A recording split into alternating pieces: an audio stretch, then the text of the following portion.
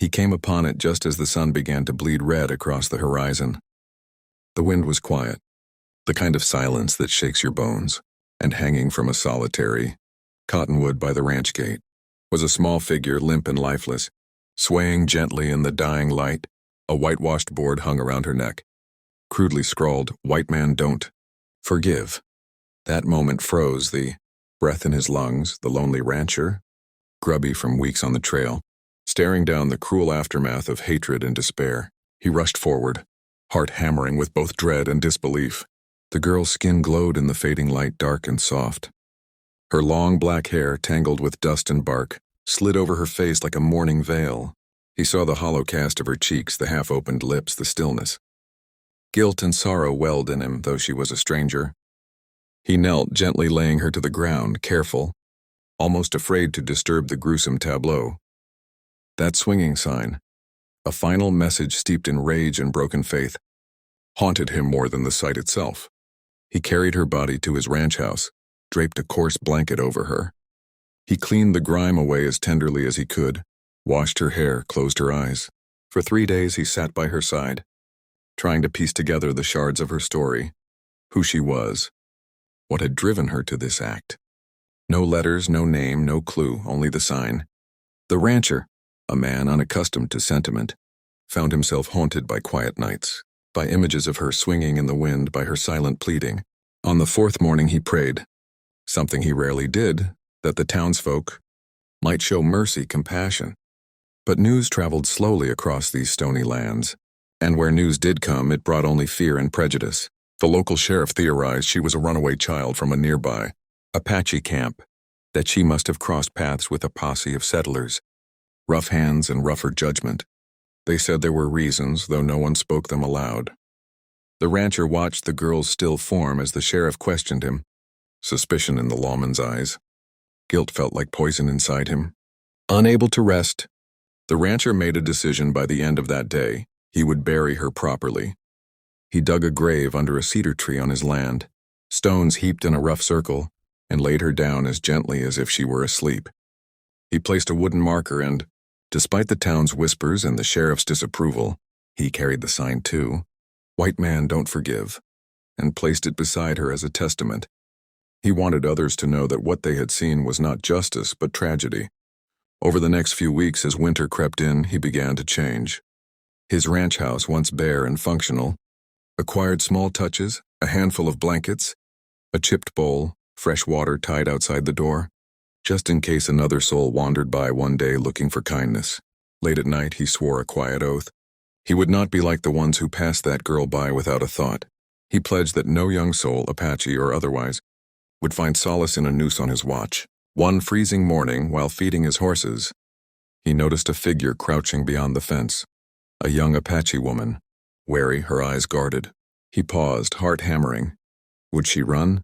Would she curse him? Would she shoot? But she did neither. She simply studied him, the rancher whose name she did not know, the man who had buried her sister. He nodded, slow and respectful, and offered a rough cloak and a hot cup of coffee.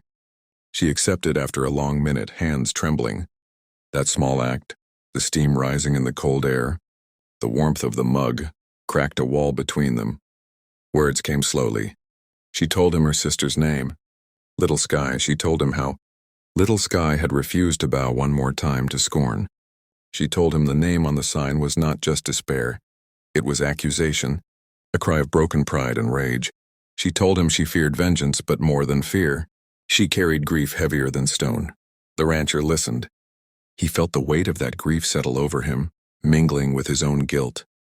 But he also offered solidarity. He showed her the grave beneath the cedar, the stones, the marker, the sign.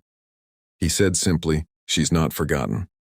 In the days and weeks that followed, more came. A few timid souls from the Apache camp, a couple of wanderers, even a tired trader who had heard the rumors. Each brought flowers, wild daisies, a few dried sage sprigs, and laid them beside the cedar tree. Together, settled across the graveside, they quietly repainted the wooden marker so it read, "Little Sky, 14 summers, daughter of the high mesa," and underneath, in softer letters, "She matters. May we do better by the living." The rancher, Once a lonely figure drifting from one lonely pasture to another, found himself with purpose. He built a small shelter near the cedar, not for profit, not for travelers, but for those souls burdened by fear or loss. He offered water and blankets, quiet company, and sometimes silent vigil. Over time, the shelter came to mean hope. He never asked who you were. If you needed rest or a cup of coffee or a place to heal, you found it. Word spread quietly through dusty trails and fire-lit campfires. The rancher's small act of humanity, at first barely noticeable, grew into a quiet sanctuary. People called it Little Sky's haven in memory of the girl whose death had been so terrible, but whose memory, by grace or stubborn love, had inspired something better. But the real change was within. The rancher no longer saw his land only as dusty fields or grazing lots. He saw possibility. He saw that kindness, a warmth offered to a stranger, a gesture from a man accustomed to solitude, could grow roots stronger than prejudice. He kept that in his heart. Years passed. The cedar tree grew taller. The wooden marker weathered but stood firm. Travelers stopped by, sometimes to rest, sometimes just to share a quiet moment under its shade. Some left coins, a few wrote poems on scraps of paper.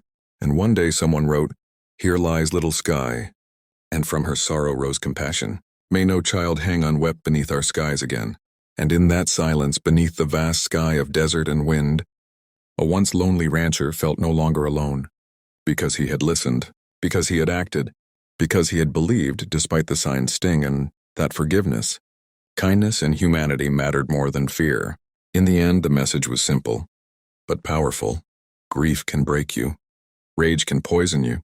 But love, even from the loneliest heart, can spark change. And in memory of the girl who hung with a sign declaring damaged hope, a new promise took root, that no lost soul would be turned away again.